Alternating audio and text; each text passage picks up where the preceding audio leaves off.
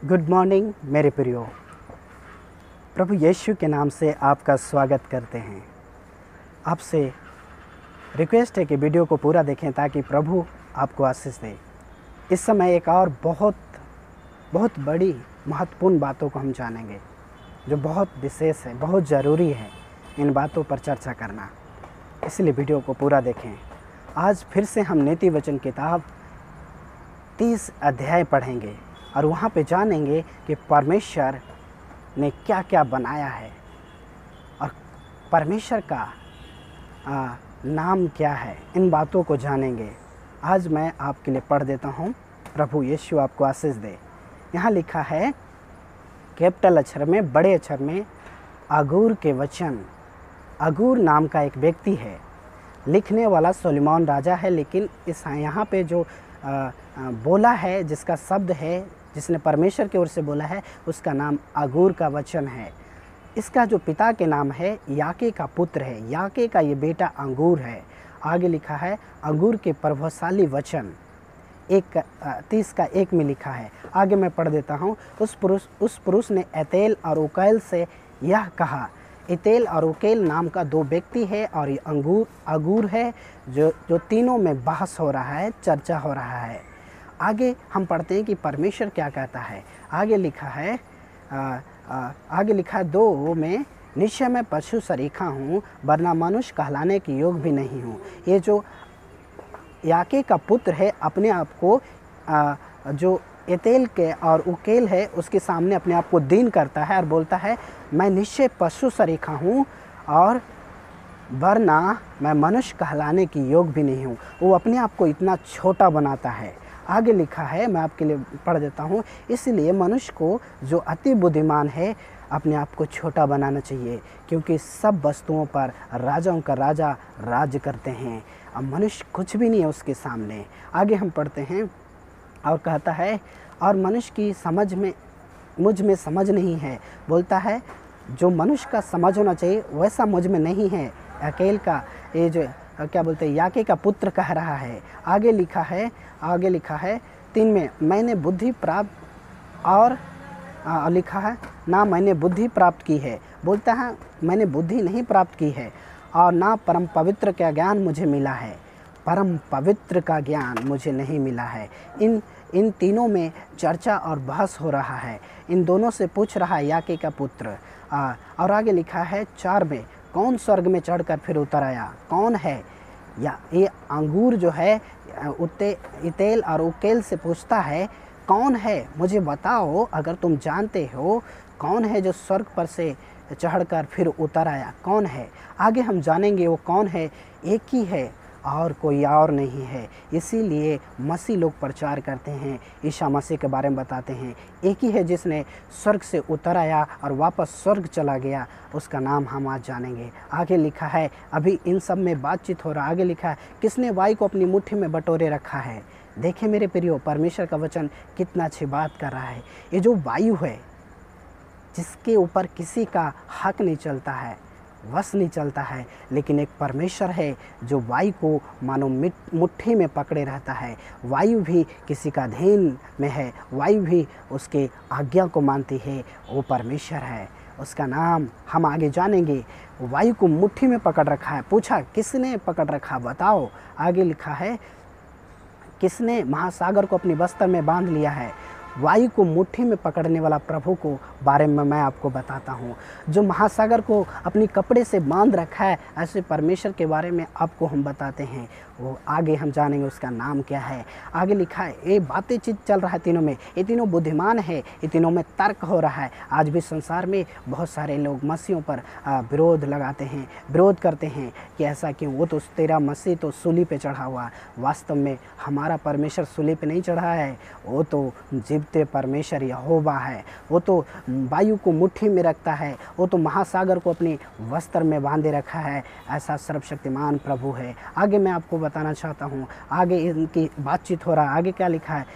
आगे लिखा है किसने महासागर को अपने वस्त्र में बांध लिया, किसने पृथ्वी को सीमा ठहराया। आज तक आपको बता देना चाहते हैं, ये जो पृथ्वी का नींव है, पृथ्वी का जो सीमा है, पृथ्वी कहीं ना कहीं समाप्त होती है, उसकी सीमा किसने ठहराया है? वो प्रभु है, वो परमेश्वर है, वो परम पवित्र राजाओं की राजा है, जिसने पृथ्वी की सीमा ठहराया, और वो सीमा आज भी बना है, वो अपनी जगह पे बना रहता है। आगे लिखा है, बातचीत चल रहा है इनके में, और कहता है कि उसका नाम क्या है?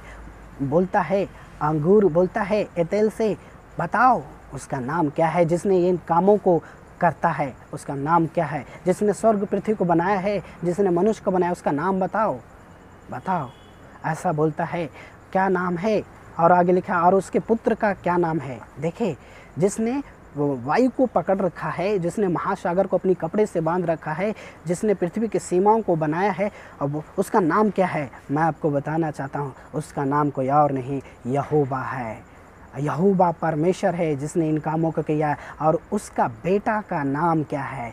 यहाँ पे बेटा की चर्चा किया गया है। ये मैं नहीं, परंतु बाइबल बता रही है। जितने विरोधी लोग हैं, मैं उनसे एक बात कहना चाहता हूँ, आप इस वचन को कैसे समझाएंगे? आप इस वचन को कैसे बताएंगे?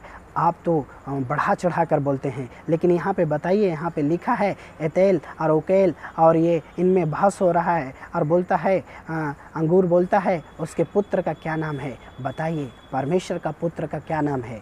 परमेश्वर का पुत्र कोई और नहीं है, कोई फरिश्ता नहीं है, कोई मनुष्य नहीं है, उसका पुत्र यीशु मसीह है।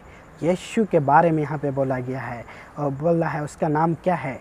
और आपको आगे पढ़ते हैं, उसका नाम क्या है? यदि तू जानता है तो बता दे, इन तीनों में बातें हो रहा, तू जानता है तो मुझे बता, इसका नाम क्या है जिसने इन कामों को करता है? आगे लिखा है, परमेश्वर का एक एक वचन ताया हुआ है। आपको एक बात बता देना चाहते हैं मेरे प्रियो, प्रभु यीशु मसीह मनुष्य को बचाने के लिए, उनकी पापों से क्षमा देने के लिए, आज से 2000 कम से कम 22 साल पहले यरूशलेम में, दाऊद नगर में मनुष्य कर बनकर आए।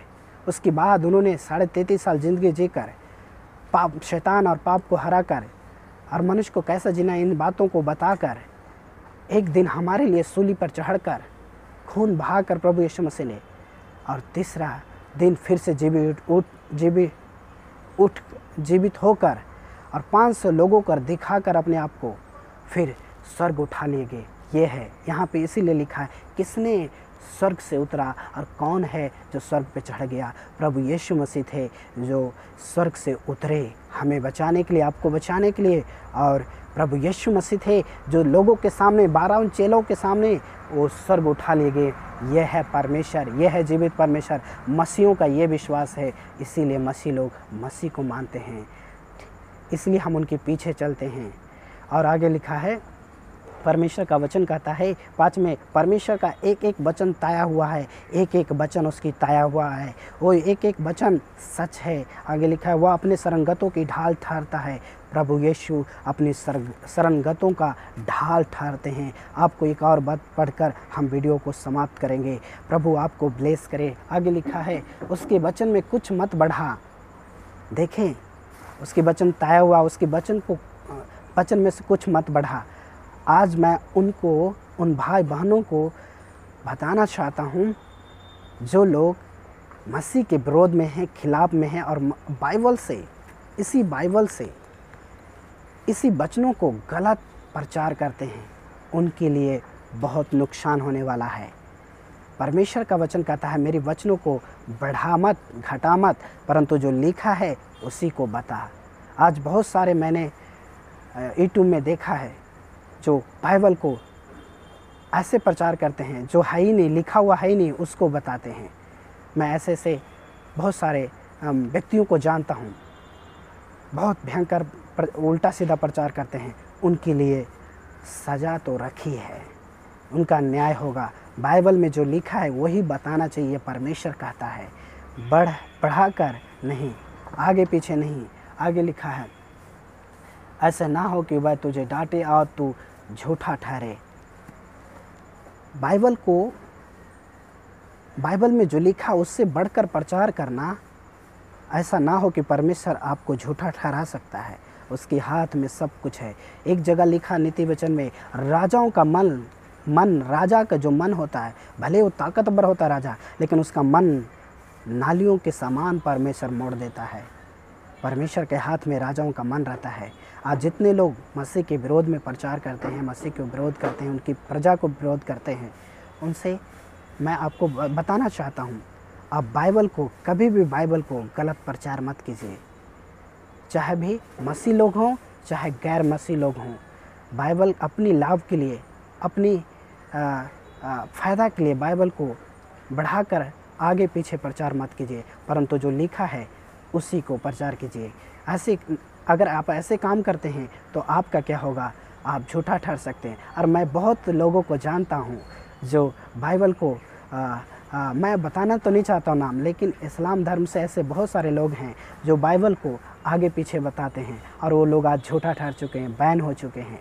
तो ये है, अगर आप परमेश्वर के विरोध में जाएंगे तो आप झूठा ठहरेंगे। परमेश्वर इन वचनों के द्वारा ब्लेस करे आपको। उम्मीद करते हैं वीडियो आपको समझ आया होगा। God bless you. Thank you.